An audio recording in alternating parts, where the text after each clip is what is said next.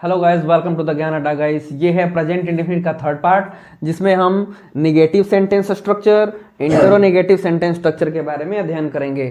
तो इसका स्ट्रक्चर है subject plus do oblique does plus not plus V1 plus object oblique other word. For example, Radha बाजार नहीं जाती है, यानी कि नेगेटिव में नहीं आएगा, है ना, निगेशन शो करेगा, नकारात्मकता। तो ये है राधा सब्जेक्ट है, तो Radha third person singular number है, तो यहाँ पे डज लगेगा। तो Radha does not go to market. Radha subject, do या डज, यानी कि राधा के according Radha third person singular number है, इसीलिए डज लगेगा। इसके बाद नॉट, V1 वर्ब है जाना, तो गो टू मार्केट। ठीक है, मैं फूल नहीं तोड़ता हूँ। I do not plug the flower. I first person singular number है, तो इसके अकॉर्डिंग डू लगेगा। ठीक है, अब आइए इंटरोनेगेटिव सेंटेंस स्ट्रक्चर को देखते हैं। इंटरोनेगेटिव सेंटेंस स्ट्रक्चर में क्या है, इंटेरोगेशन भी है, यानी कि प्रश्न भी पूछ रहा है और उसमें नकारात्मकता की बात है, नेगेटिविटी की भी बात है। तो इसका एग्जांपल होगा, क्या तुम लोग गाना नहीं गाते हो। पहले इसका स्ट्रक्चर देखते हैं। Do oblique does plus subject plus not plus V1 plus object oblique other word.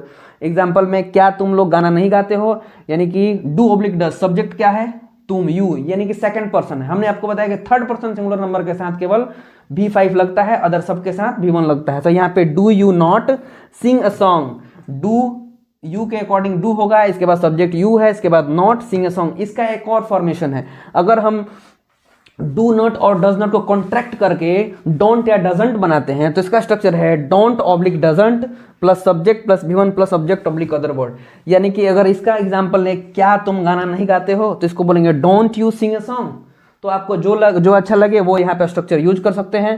Guys, ये है प्रेजेंट इंडेफिनिट का लास्ट स्ट्रक्चर, जो कि है WH इंट्रोनेगेटिव सेंटेंस स्ट्रक्चर। इसका मतलब ये है, ये वैसा सेंटेंस की संरचना है, ये वैसे वाक्य की संरचना है जिसमें कारण भी बताना है, प्रश्न भी पूछना है और उसमें ना भी बोलना है। एग्जाम्पल के रूप में, राधा बाजार कैसे जाती है, यानी कि कैसे क्या है, WH वर्ड है।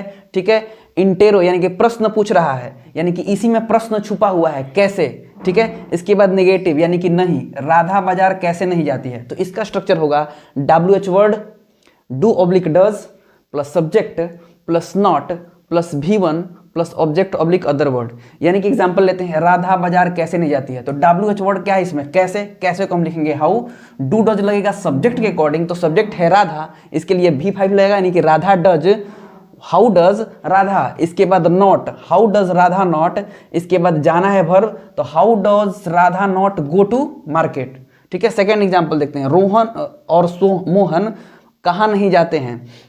WH वर्ड है कहाँ, तो वेयर होगा, और रोहन और मोहन हमने बताया था कि थर्ड पर्सन सिंगुलर नंबर होगा तब डज लगेगा, यानी कि V5 लगेगा। अगर वहीं प्लूरल हो, वहीं दो थर्ड पर्सन सिंगुलर नंबर मिलके दो एक एंड से जुड़े और प्लूरल को की संरचना दें, तो वो प्लूरल का सब्जेक्ट कहलाएगा, इसीलिए वहां पे लगेगा वेयर डू।